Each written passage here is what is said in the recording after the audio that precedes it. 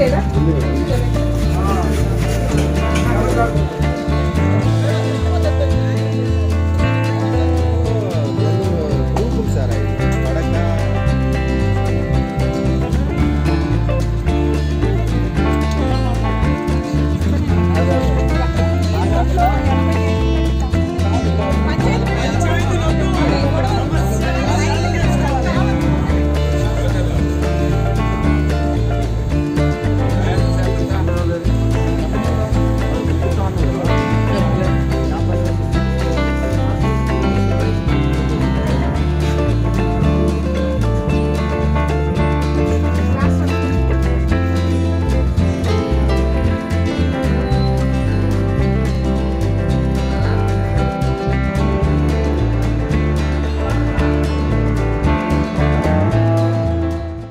ఎర్ల మాన్సింగ్ పాత దుబ్బతండ గొల్లచెర్ల గ్రామం మాది.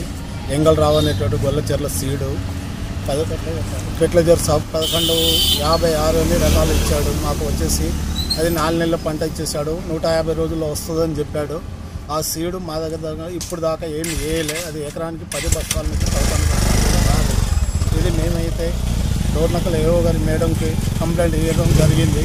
వారు వచ్చి ఈరోజు సీజ్ చేసింది. గొల్లచెర్ల గ్రామం డోర్నకల్ మండలంలో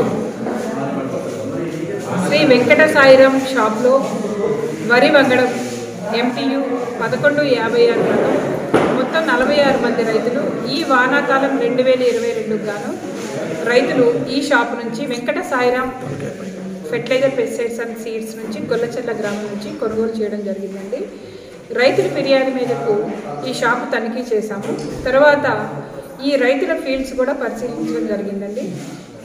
ఈ రైతులు వచ్చి జూలై నెల మొదటి వారంలో అంటే జూలై నెల 2వ వారంలో 10 నుంచి 15వ తారీఖు మధ్యలో రైతులు నారు పోసుకోవడం జరిగింది. కరెక్ట్గా ఈ రోజుకి 90 రోజులకి మొత్తము ఫీల్డ్ మొత్తం ఈనడం జరిగిందండి. ఒక దుబ్బుకు వచ్చి 9 నుంచి 10 కర్రలు గమనించడం జరిగింది. మరి దుబ్బుకి ఎన్ని కర్రలు ఉన్నాయి, మరి 9 నుంచి 10 కర్రలు మాత్రమే ఉన్నాయి. మరి మొత్తం ఒక తీరుగానే ఈనడం జరిగింది. వంగడంలో ఏమన్నా లోపాలని శాస్త్రవేత్తల ద్వారా ఫోన్ రూపేణా తెలుసుకోవడం జరిగిందండి. శాస్త్రవేత్తల ద్వారా తెలుసుకున్న దాని ప్రకారం చూస్తే ఈ వంగడం వచ్చి 120 రోజులు అంటే స్వల్పకాలిక రకంగా శాస్త్రవేత్తల సూచనల మేరకు తెలిసి రైతులకి చెప్పడం జరిగింది. 120 రోజుల పంట అంటే ఇప్పటికీ 90 రోజులు అంటే ఇంకొక నెల రోజుల్లో ఇది కోత దశకు వస్తుంది.